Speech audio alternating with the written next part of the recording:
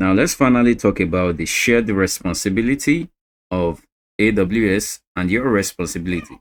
So basically, your responsibility and AWS responsibility is simply what we want to talk about.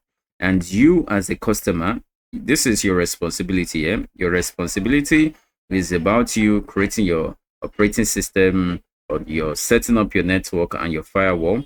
You'll be responsible for network traffic, firewall setup. You'll be responsible for majorly everything that you're probably going to rent or buy in AWS.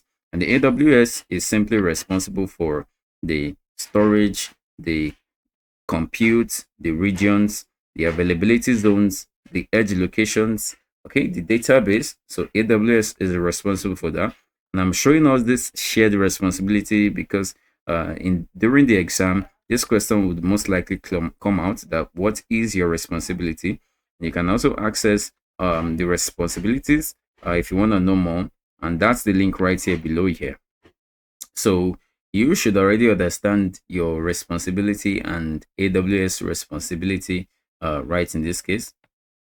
And then lastly, you can actually access the AWS policy here.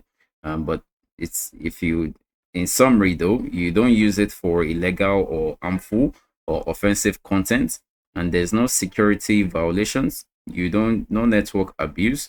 Okay, you don't use it for any other, message abuse. So no email, just make sure that you read up this in this case.